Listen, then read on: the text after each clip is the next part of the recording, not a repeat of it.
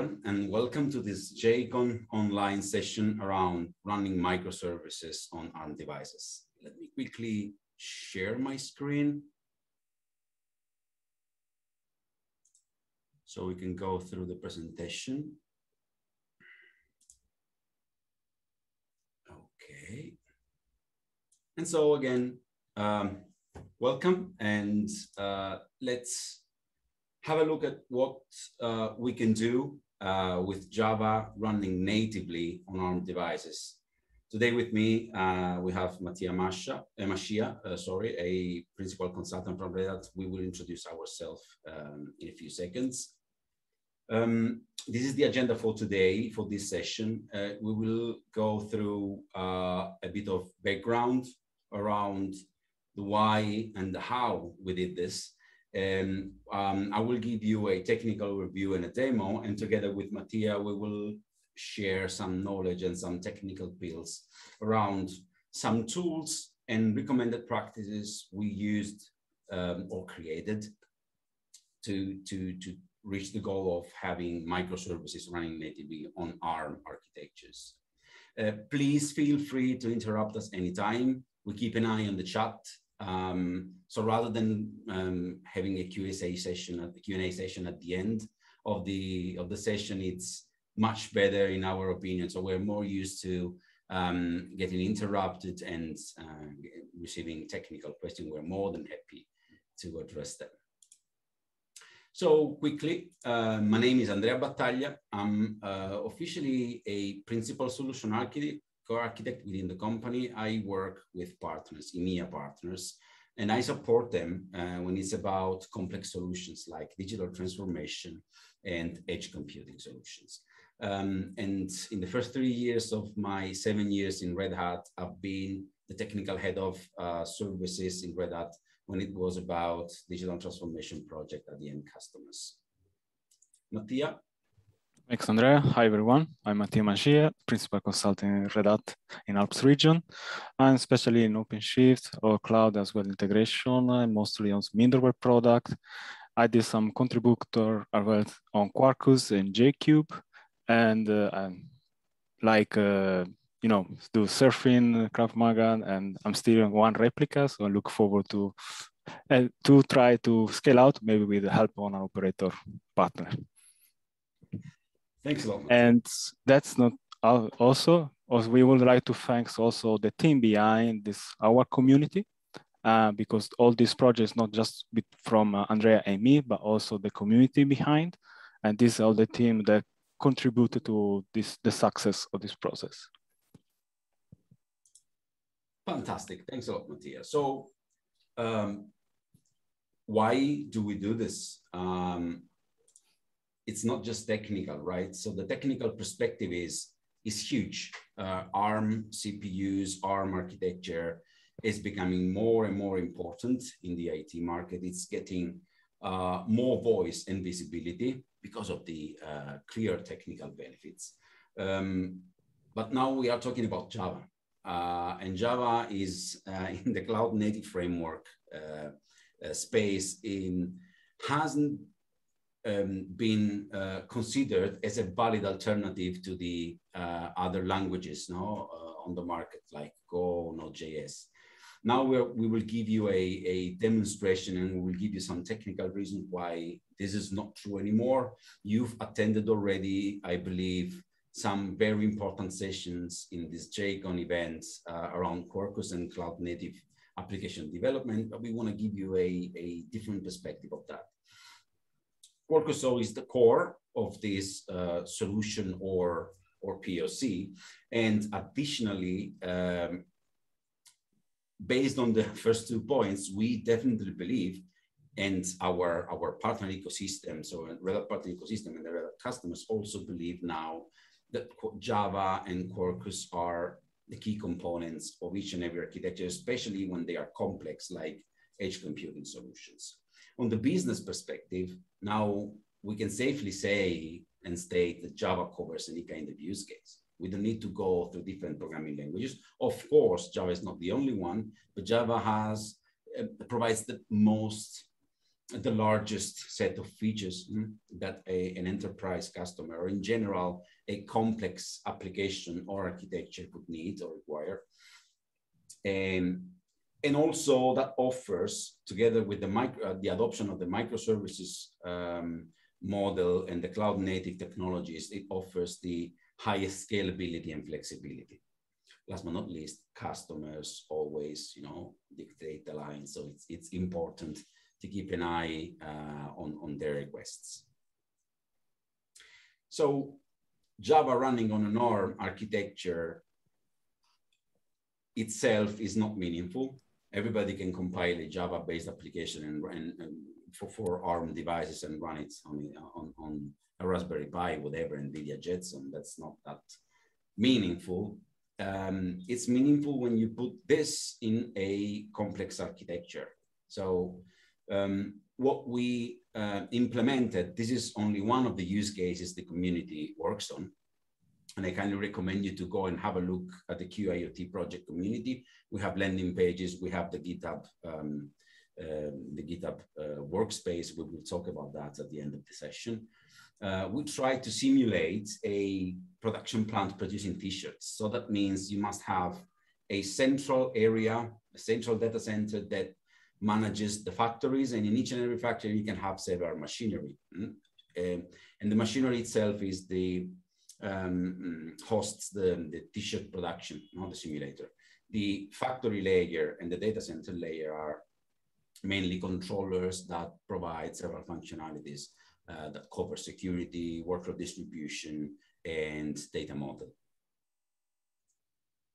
So quickly, the architecture is based on 3 layers. And in all the demos that are, by the way, available in our GitHub space, the architecture is based on a central platform. In the official demo we are working on, we have 2 versions.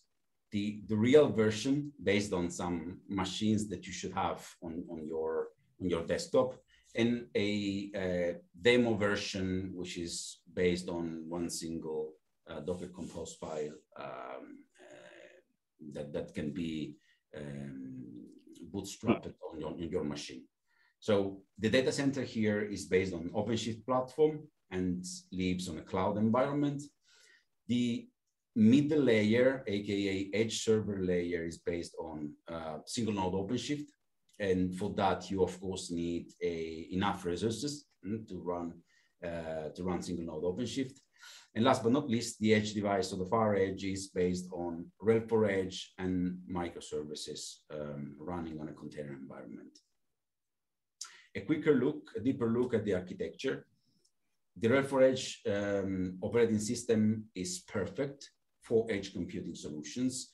And of course, we are happy with that because Podman is included in the base image. So whatever we need from a container technology perspective is already there. And we run edge devices on top of, microservices on top of the edge device. In the demo, we're going to show you, we're going to use, of course, ARM devices. The edge server architecture could be single node OpenShift if you have, again, enough resources. We will use a Raspberry Pi 4, and both of them, Raspberry Pi 3 and 4, are running natively in 64-bit mode. What we want to highlight here with this slide is that it's not just about OpenShift single node, it's not just about Quarkus or Red Hat portfolio. In complex project or complex solutions like an edge computing one, they require the connection between several types of services. As you can see here, at the edge layer, the edge server layer, we have a broker, which is of course ActiveMQ Artemis, an SQL storage provided by PostgreSQL, and last but not least, a NoSQL storage based on MongoDB database engine. And last but not least, the data center. As we are working on an edge computing solution, we wanted to add a dashboard based on a time series storage, which is nothing more, nothing less than InfluxDB. which runs perfectly on both a Docker engine or Podman engine and OpenShift container platform. All the services are Quarkus based. Of course, you have again SQL storage, you have again NoSQL storage, but one of the core components is Kafka, the stream service, which is AMQ streams in the enterprise version of it. We decided to go for Kafka streams rather than a broker exposing a canonical MQTT protocol, which is the protocol of choice for edge computing solutions, simply because we wanted to use streams, offsets, and persistence for several features and several functionalities of the POC. Mattia will give us additional insights around Cert Manager, the registration service, and the way we implemented the certificate distribution at the global level, no? Talking about architecture, to guarantee mutual authentication between layers and services. Now, if there are no questions, I'm happy to show quickly a demo. So let me take away this slide deck and show you what happens when you are running, when you compile and run something on an ARM device. So I have 3 windows, as you can see. One window for the edge layer, the edge device, which is running on a Raspberry Pi 3 B+. Then we have a edge window here, edge server window, which is running on top of the Raspberry Pi 4. And last but not least, on my host, on my computer, on my desktop, I have implemented, I have spinned up the data center layer. So let's start from something simple. I have compiled already. We won't go through the demo around compiling the application for ARM because that takes quite a long time. So we wouldn't stay into the 50 minutes for this session.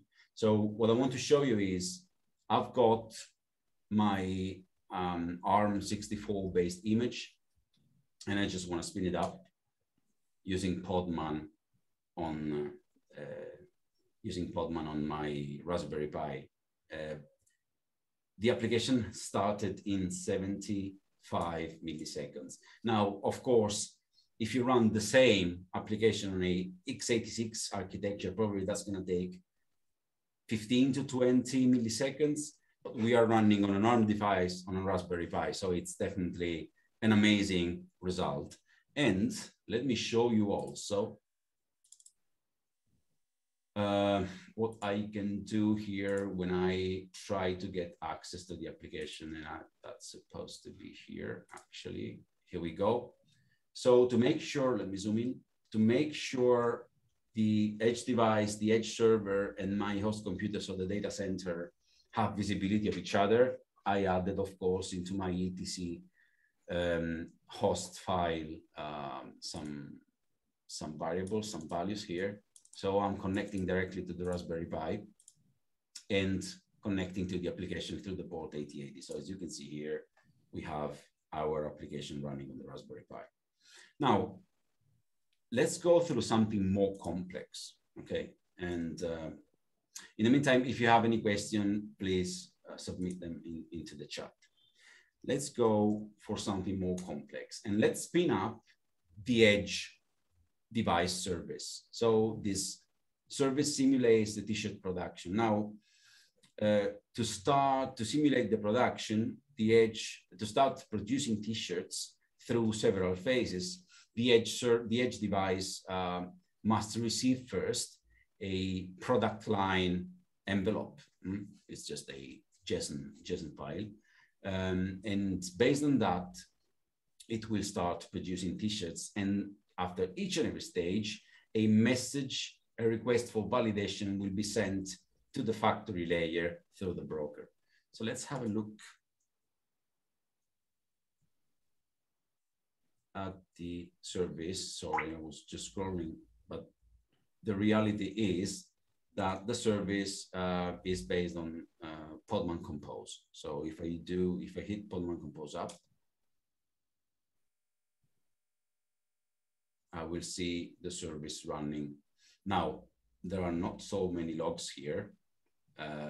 What we can see from the logs at the data center and the factory level is that the factory, and let me just increase the size of the logs. The factory layer is receiving some validation request, as you can see, and is sending back the results to the machinery layer. Another important thing I would like to show you is what Quarkus offers in terms of open API management. So if we connect to, for example, and this is the direct IP address of the Raspberry Pi 3, if we connect to the Quarkus and we add here /q/Swagger UI, we will get the overview of the APIs, REST APIs exposed. Now, I want to try it out and see what's going on there. So this API returns a total of the items being produced or under validation and already produced in total or discarded. That's, again, a JSON representation of the Java object, so that's nothing special. And with this, I believe we are done with our demo. So it would be plenty of discussion to have or things to show, but still, feel free to reach out to us anytime, join the community, have a look, contribute. We are open to contribution and new ideas, by the way. So after the demo, we would like to give you some additional details around the technical aspects of what we have done. I will start with the multi-arc sub-project we have in the QAUT community, but then I will hand over to Mattia to go through some Quarkus and Java-based considerations. So now, when I started this, I was on my own and I was just testing Quarkus, the Quarkus framework, early last year, early 2020. So I started, because I'm not actually wasn't a great container expert around container technology. So I just pinned up a virtual machine on my Fedora host with QEMU. So I was emulating the Raspberry Pi CPU architecture in order to be able to install GraalVM on top of the virtual machine and then compile my Java application. That was actually taking roughly 45 to 50 minutes for more complex applications. So including additional modules like liquid base, for example, all of them belonging to the Quarkus universe. Still, that was a real struggle because the compiling natively a Quarkus-based application on a Java virtual machine, or sorry, on a virtual machine based on QEMU and KVM, is in general tough, no? Because QEMU has to emulate the CPU architecture. What the community has done, and let me directly mention and thank Ben Talliard for this. He's one of the most esteemed members of the community. Ben made it possible to create tools to build the application for an ARM architecture on each and every kind of architecture. So compiling, for example, the architecture on my Fedora host and then push the final container image to Quay or to whatever online Docker container registry. And at the end, do whatever I've done during the demo, just trying to run the image using Podman or Docker. And this happened simply using a project, a very, very famous and very good project called Multi-Arc. You can find them on GitHub or Docker Hub. And within the container, we use QEMU to emulate the architecture. So if you have some experience with Quarkus and the Quarkus images, you will find some similarities between what we have created to compile images for ARM architecture on top of an x86 architecture. And that's going to be quite interesting in terms of potential. Another thing Ben has done, and the community has improved quite dramatically actually, is the opportunity to automate this process within a container platform.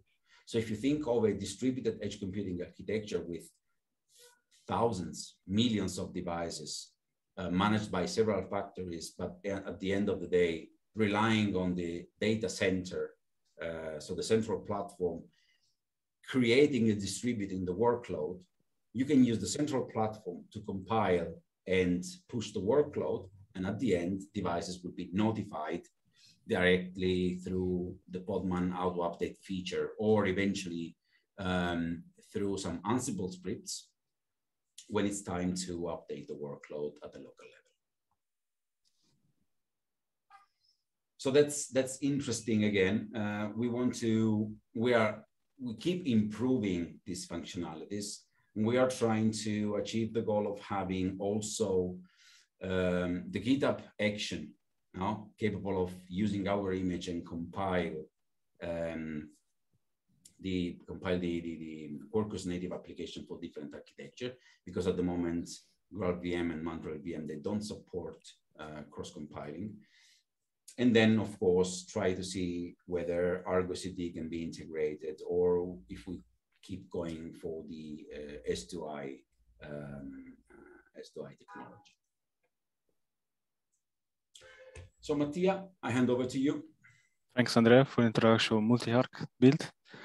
So let's have a look at reactive versus imperative, which Quarkus allow you easily to work on both stuff. Can you change the slide, please?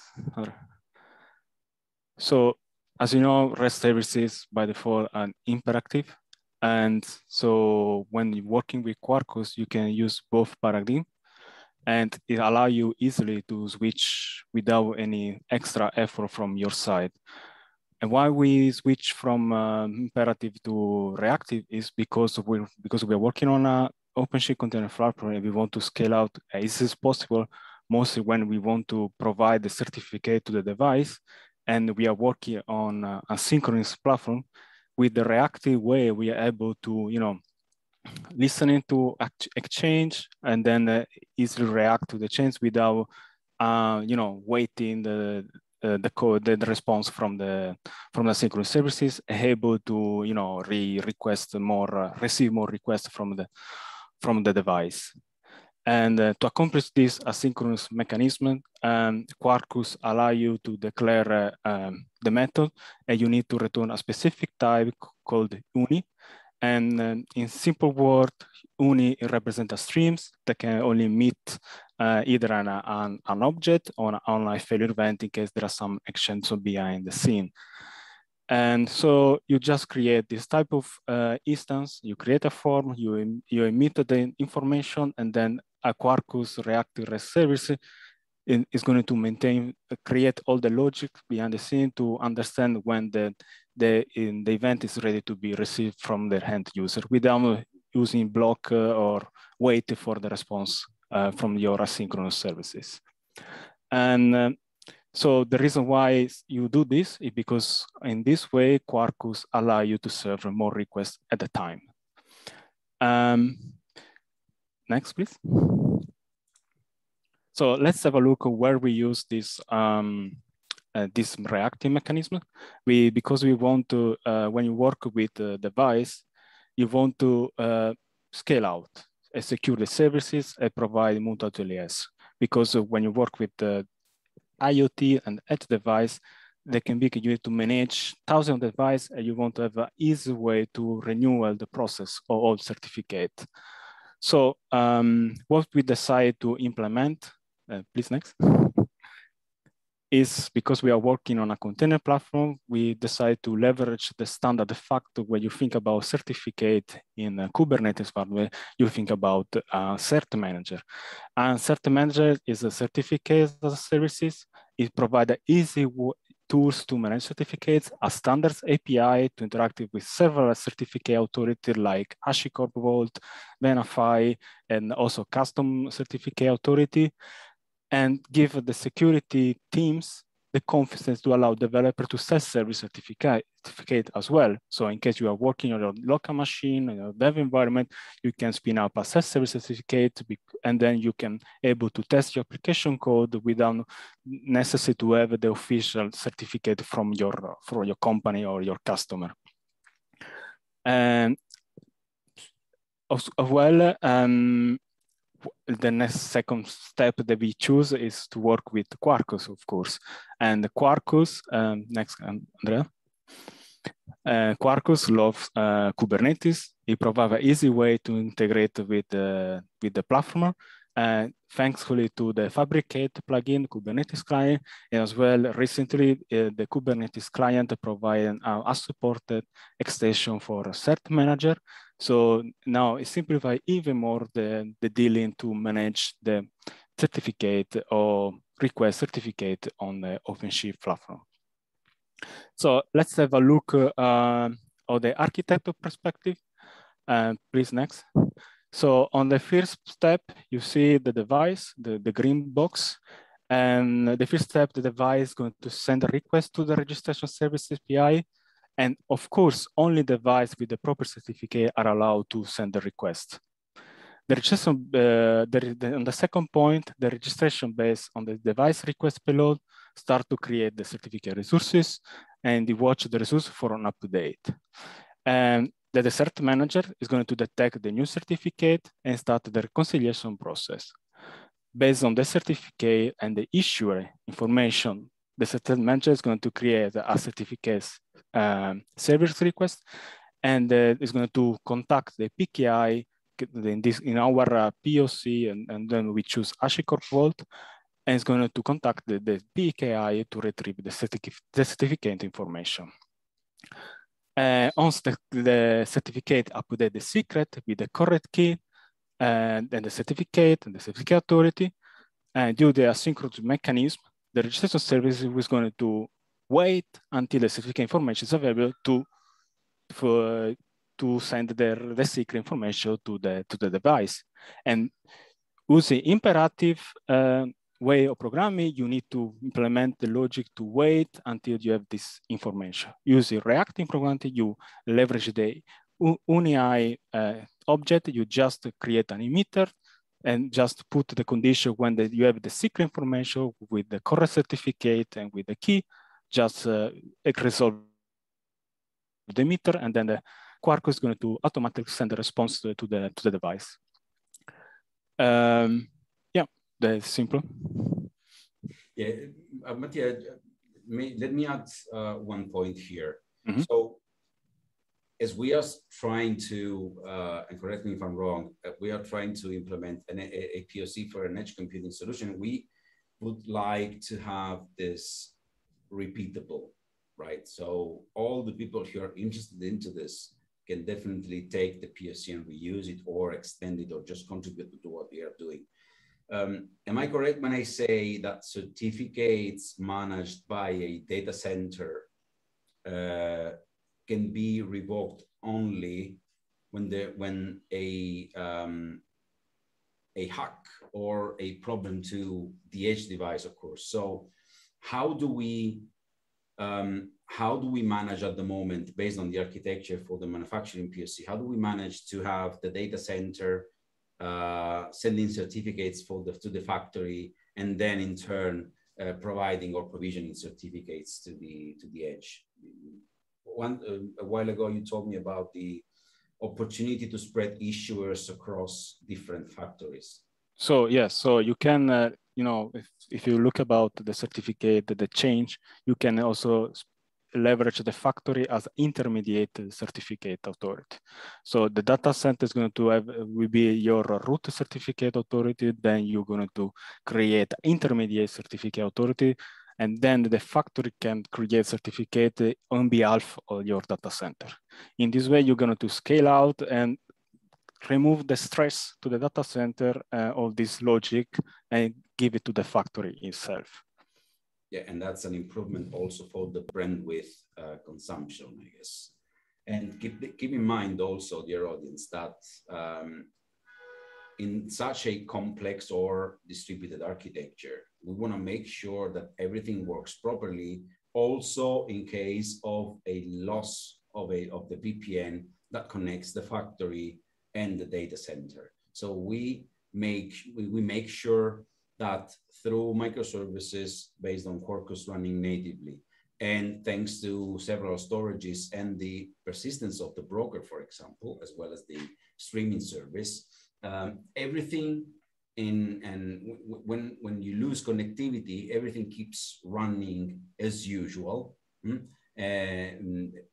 because a customer plant cannot definitely stop for the connection loss, and the production must continue.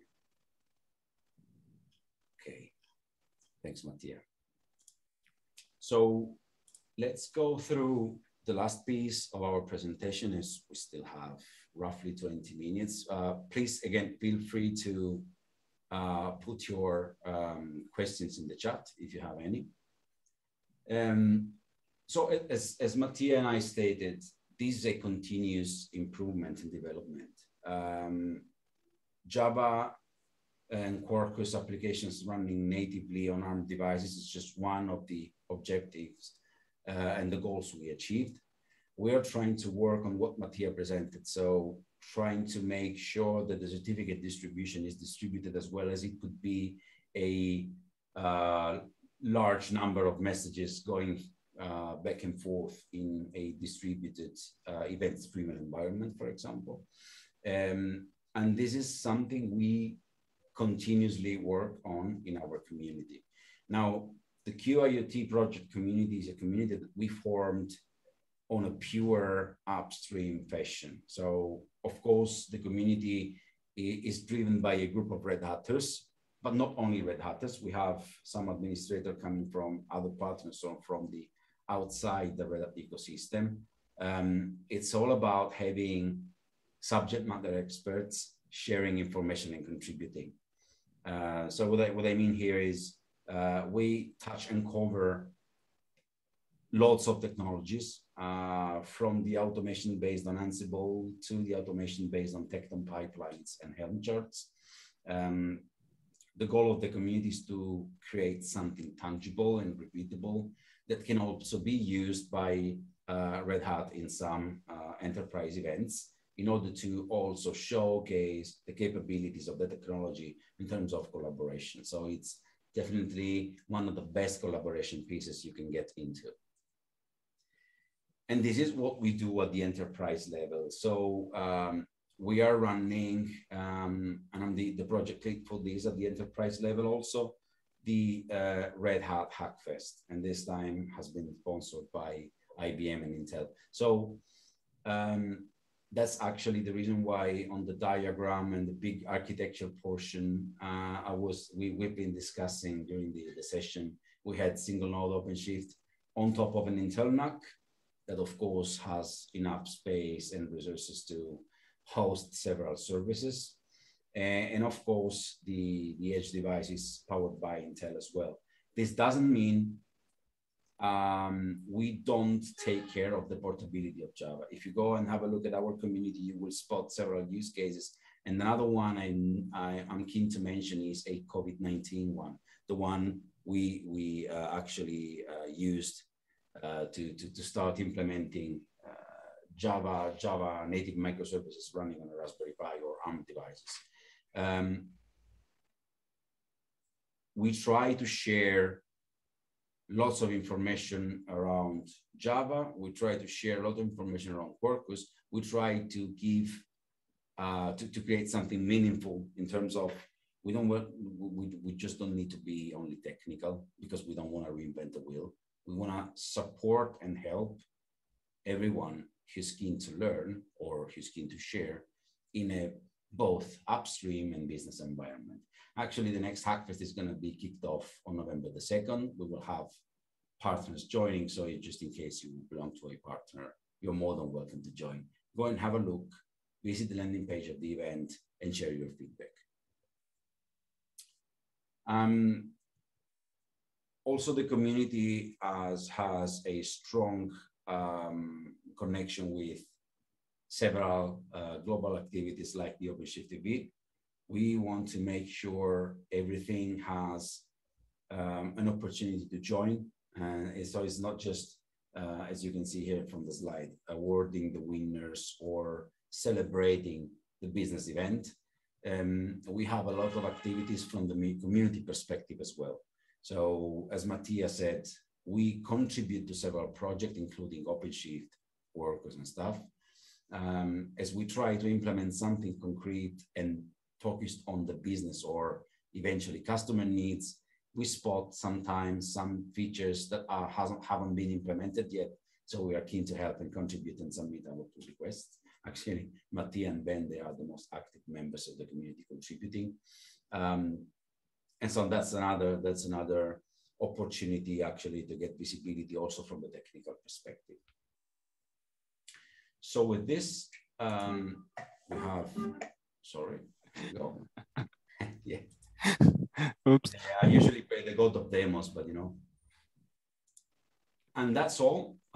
So you have our Twitter accounts here.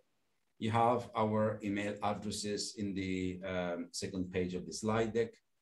If there is any question, please let us know. We try to be actually short and crisp in order to accept questions and opportunity. And we are keen to hear your feedback at your best convenience. Is there any question we can reply to?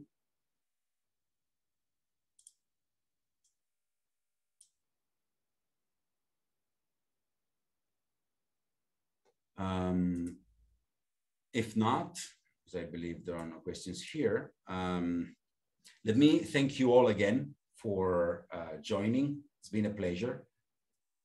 And looking forward to having you join in the community or eventually in the enterprise event. We're always happy to have this kind of collaboration. Thanks a lot, everyone.